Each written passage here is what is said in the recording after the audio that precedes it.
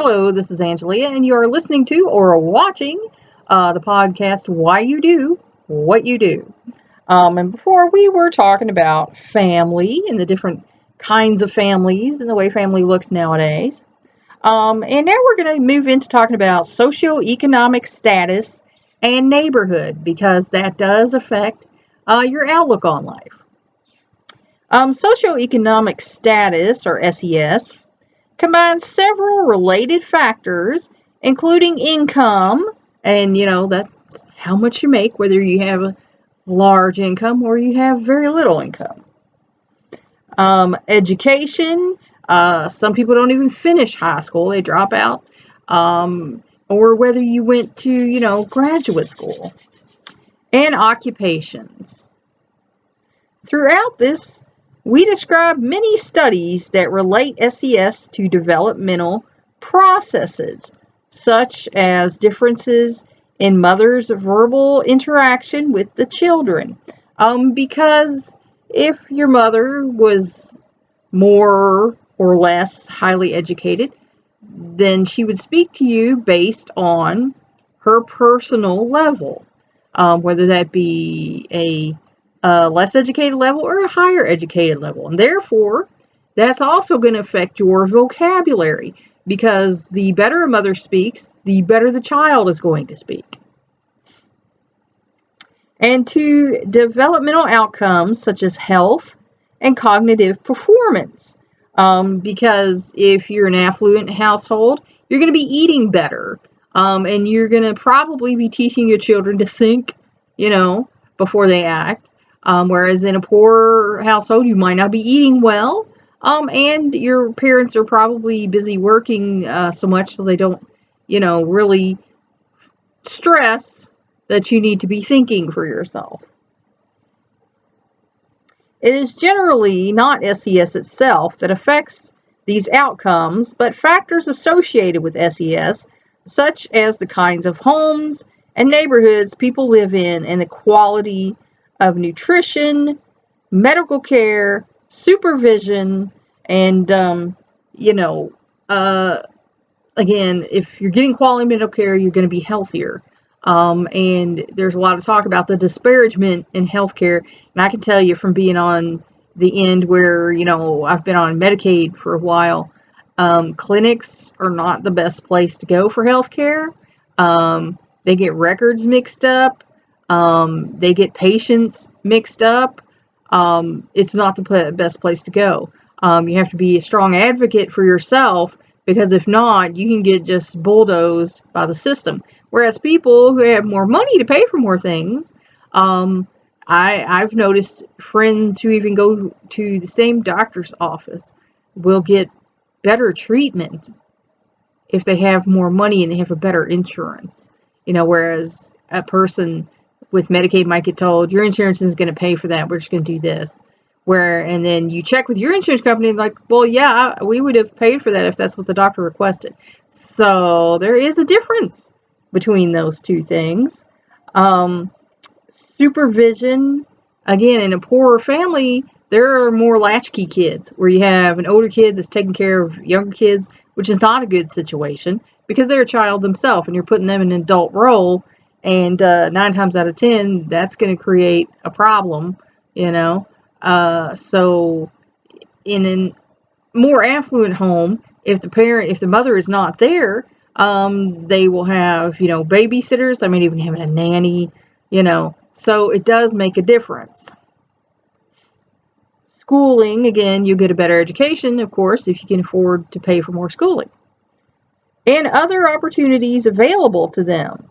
And I hear that everyone say, all opportunities are available for everyone. Well, if you're stuck in a poor end of town and you do not have a vehicle because your parents could not afford to give you one, or you have not earned enough money to get one, that does limit your choices. You're going to have to be able to walk to where you're going to work, or, catch a bus. So that does limit you in what you can do. So it can take longer, I was determined to do some things and nothing was going to stop me, even though it took me a lot longer to get anywhere. And then by that time, I was just so beat up and wore out that I didn't get much in. So that's one of the reasons I'm doing this. But if you start out with your parents paying for your education and buying you a car and everything like that, it's definitely a leg up in life. It's definitely easier for you to get to the places faster and better, with more quality, education, and that will give you a better life in general. Poor children, for example, are more likely than other children to have emotional or behavioral problems. And I know people who say, man, these kids in this class or whatever, they're bad, they act bad, they can't. So, well, that's because they're not being taught, they're not being supervised properly, because a lot of times they come from a single parent home and nobody's watching them. They're watching themselves. And that basically, when you're a kid, you'll let yourself do whatever you want to. That's okay. That's fine by me, So, yeah, of course, there's going to be behavioral problems there. And their cognitive potential and school performance suffer even more problems. There's quoting a guy here. There you go. Their school performance suffer even more. Okay, and that is true. The lower income kids don't do as well as the higher income kids, and that's because a lot of times the more affluent parents, one of them days, stress that the child does need to succeed, because they want them to get into this, Ivy League college. They want them to have these better jobs, whereas the parents over here are just going to be happy if the kid gets out of school and gets a job. So, there is a difference in how these children are being raised. The harm done by poverty may be indirect, though its impact on parents' emotional state and parenting practices and on the home environment they create. And that is very true. Some kids come through poverty and they're not as affected as other kids, and that might just be that they were more resilient. That's the key there. Resilience. Can you overcome? Some people can, some people can't. It depends on your mental state. And yes, being poor is going to affect your parents' emotional state. Trust me there. When you're worried about, keeping your children in the home, keeping them fed, keeping clothes on their back, that does affect your emotional state. You can be seriously stressed out, and that's going to affect how you relate to the kids. That's going to affect what, you do with the kids. So it does play a part. And parenting practices. Now, unfortunately, sometimes in stressed out parents, there becomes the potential for abuse, whether it be, mental, emotional, or physical abuse. Sometimes parents are at their wits' end and they just want whatever behavior is frustrating them to stop, and they don't stop and think about what they're doing. And again, the home environment, of course, if you're more at ease, you're going to be happier. You're going to have a better home environment in most cases. Than if you're all, stressed out and angry about things. SES limits a family's choice of where to live, because, I hear people talk about the projects or Section 8 or whatever. That's not a person's choice usually. That's where they can afford to live. I didn't get a $200,000 home as our first home because I could not afford that. We could afford this one. And so that's what we got, So SES does affect your choices on where you're going to live. Researchers study how the composition of a neighborhood affects development. And I can tell you neighborhoods change. This one I'm living in now changed. It was very nice older neighborhood, and now because of the prices of the homes that have gone down, because of the type of homes they are, we have a different type of neighborhood now. A lot of rental homes, a lot of homes, people with lower incomes. And so it is not the hospitable neighborhood that it used to be. There is more crime, and different types of people than, there used to be. And this happens. So far, the most powerful aspects seem to be average neighborhood income and human capital. The presence of educated, employed adults who can build the community's economic base and provide models of what a young person can hope to achieve. So that's the thing there, role models. In your neighborhood, in your area, there needs to be people that children can look up to. And in some places that's only a teacher. In some, neighborhoods, their teacher at school is the only person they can look up to, because everybody around them is not such a good person, or is not successful and is struggling, and so they have a hard time finding role models. Whereas in more affluent neighborhoods, there might be role models around on the street. A lot of older fellas, will hire younger guys to, take care of their house or mow or whatever. And they can go and see, well, this guy had, a good life before he got old and retired. I can aspire to that. So, children learn what they live. So if you're living in a bad situation, that's what you're going to see. If you're living in a good situation, that's what you're going to see. And that's going to affect your outlook on life and your internal compass. Let's see. Threats to children's well-being multiply if several risk factors, conditions that increase the likelihood of negative outcome, coexist. Living in a poor neighborhood with large numbers of people who are unemployed makes it less likely that effective social support will be available. So, if the kid's in this poor neighborhood, a lot of unemployed people, what are they seeing? This is how, it is. This is my world. And that gives them a negative outlook on life. And they might turn to people who are making money, which in this type of neighborhood might not be the best people to emulate. Poverty hurts children. The facts here, the outcomes for lower income children, they're at higher risk for a lot of things. Health, death in infancy, 1.6 times more likely to die in infancy. Premature birth under 37 weeks, 1.8 times more likely. Low birth weight, 1.9 times more likely. Inadequate prenatal care, 2.8 times more likely. So almost 3 times more likely that their mother did not get adequate prenatal care in a poor neighborhood. No regular source of health care, 2.7 times more likely.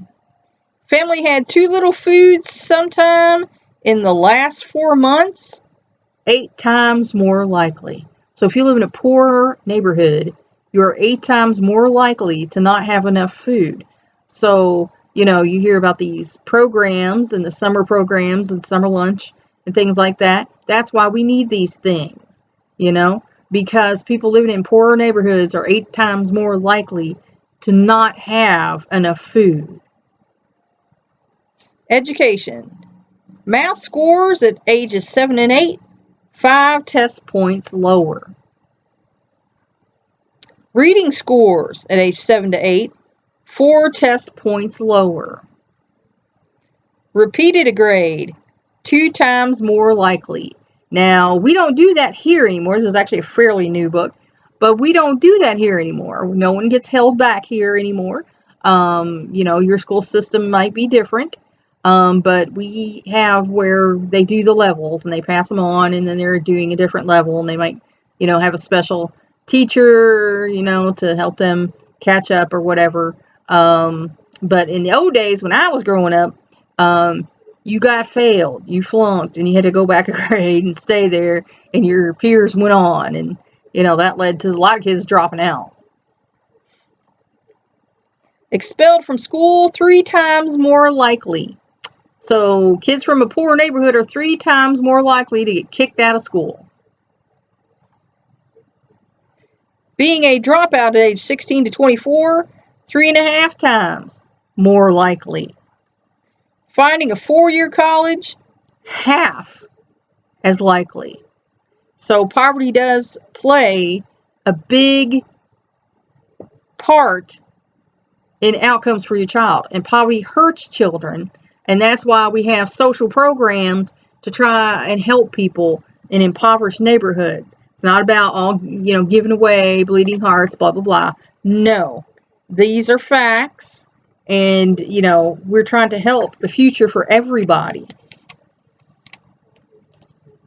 All right. Culture and race or ethnicity.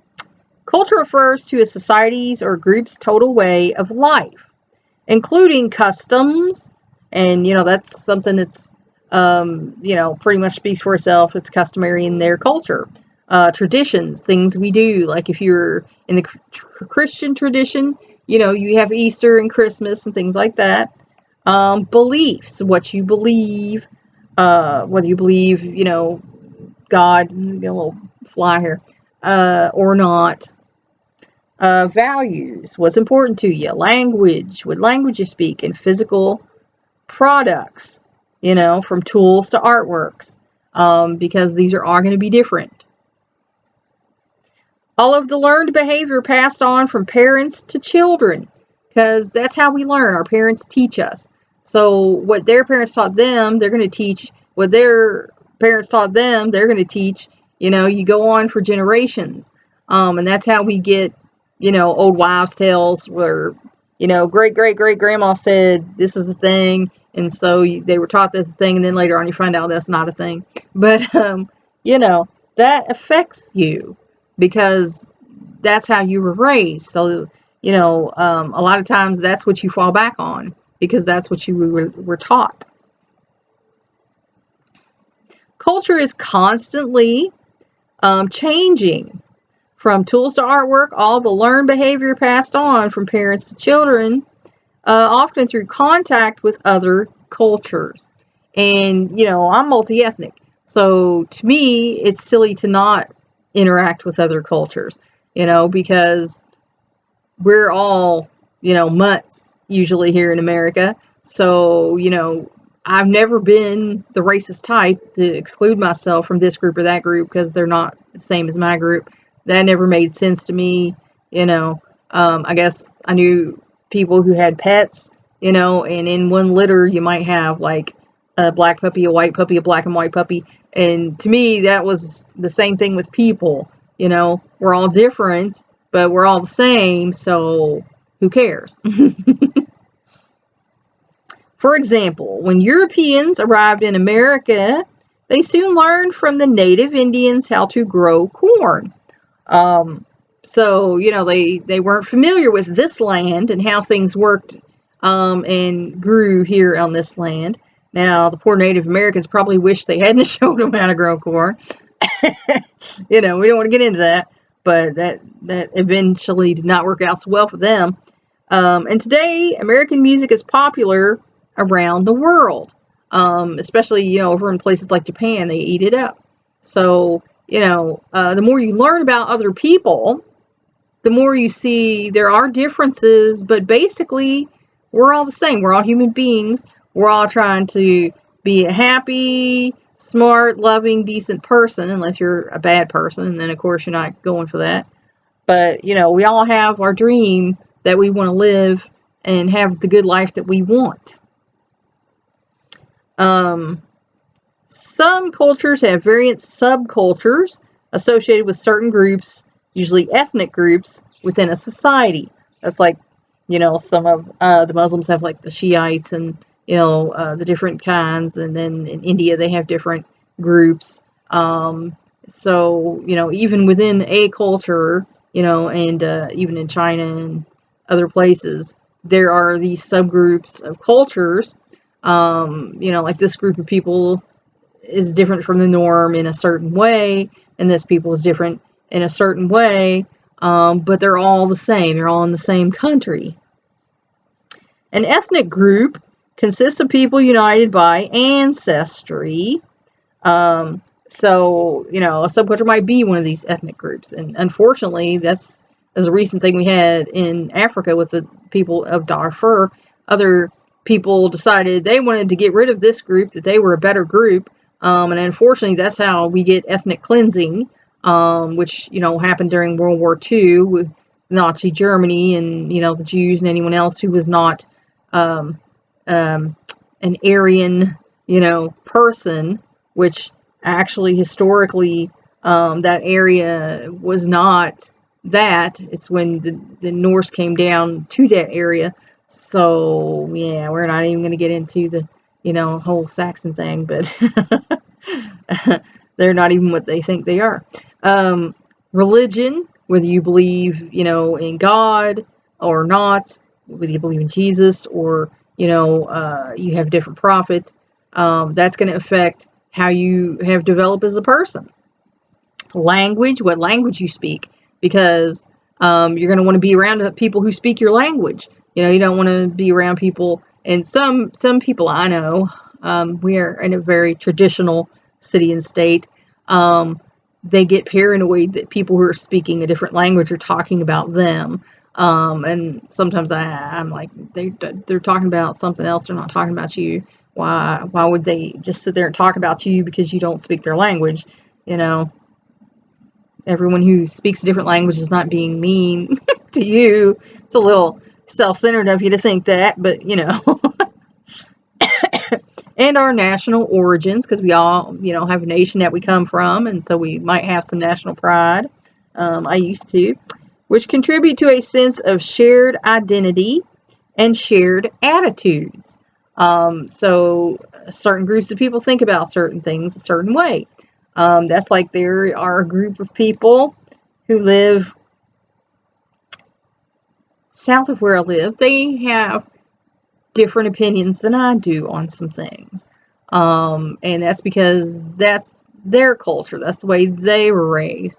And I disagree with some of their beliefs, but, they exist.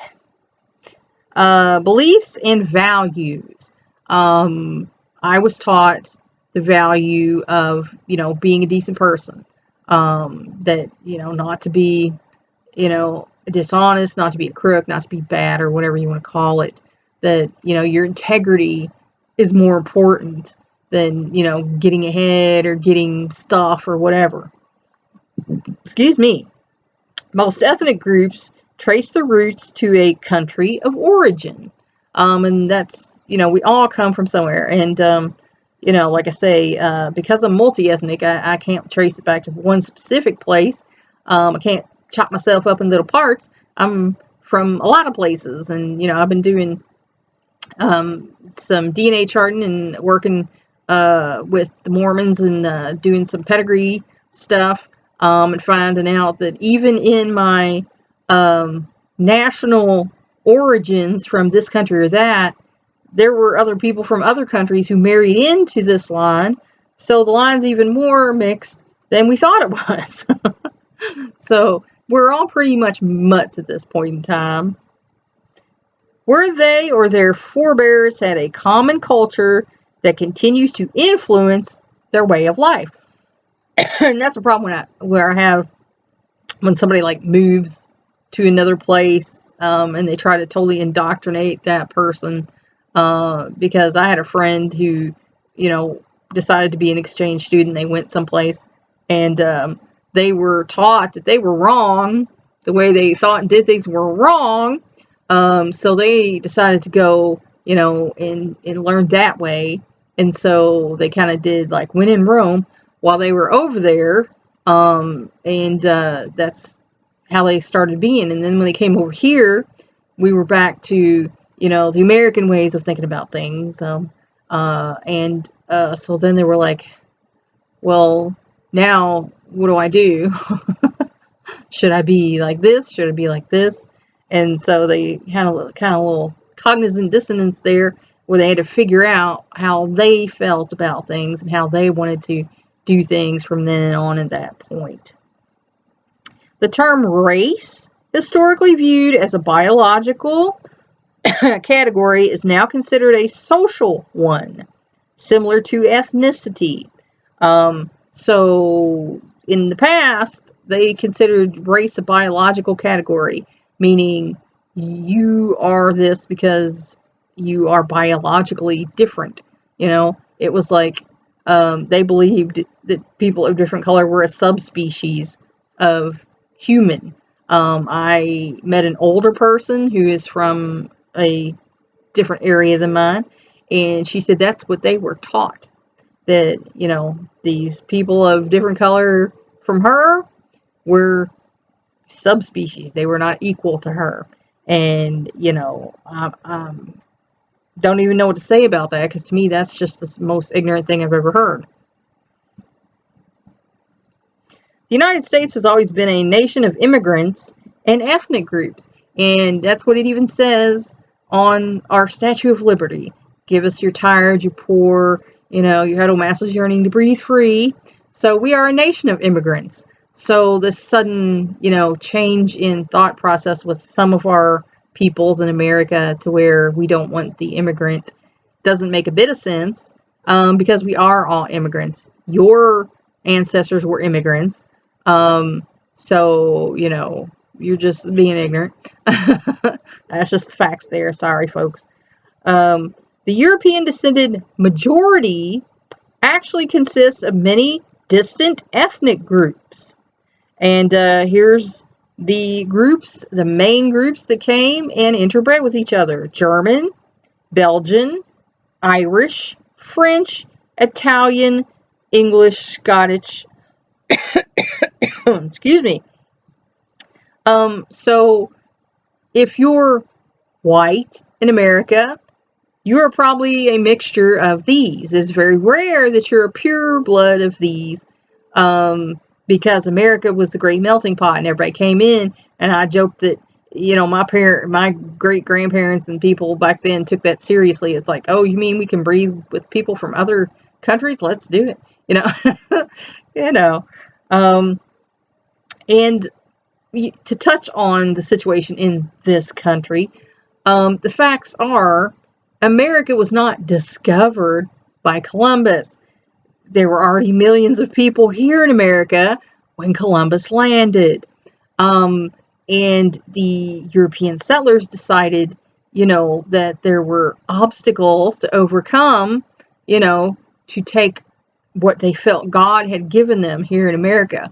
In other countries, we have called this genocide. But for some reason, when Native Americans put the word genocide out, white people get defensive. No, you all did this. You all did this. And Bill Clinton offered up an apology to the Native Americans. But let's face the fact. Millions of Native Americans died for westward expansion. And you can whitewash that and gloss it over any way you want, but it's a fact. It's a fact. Look at the population of Native Americans today, how many there are, and the facts are they were almost all wiped out. There's also diversity within other minority groups. And they list several minority groups here: Cubans, Puerto Ricans, Mexican Americans, all Hispanic Americans have different histories and cultures. So, when traditional white Americans talk about people south of the border, they usually start to label them as Mexican, because in their mind that's what there is. But there's like a whole continent of South America where you might have somebody from Venezuela, you might have somebody from Peru, you might have somebody from, Cuba over here, you might have somebody from Brazil, So it's kind of ignorant to label people, that you don't know and you don't know where they're from. just because you think they're speaking a certain language.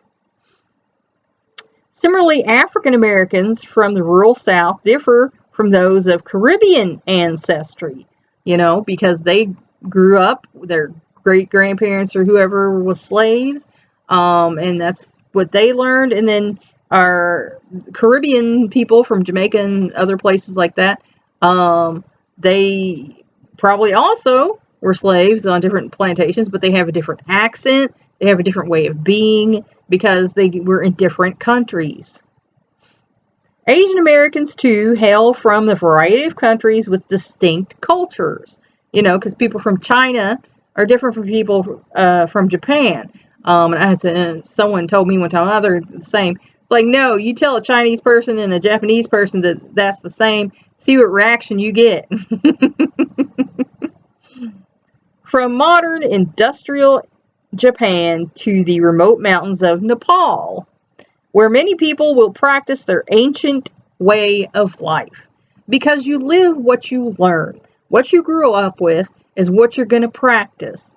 And when you come into a new culture, you do assimilate a bit. You learn different things, but at your core, you started out this way, and so you spread out into your new environment, taking your old one with you.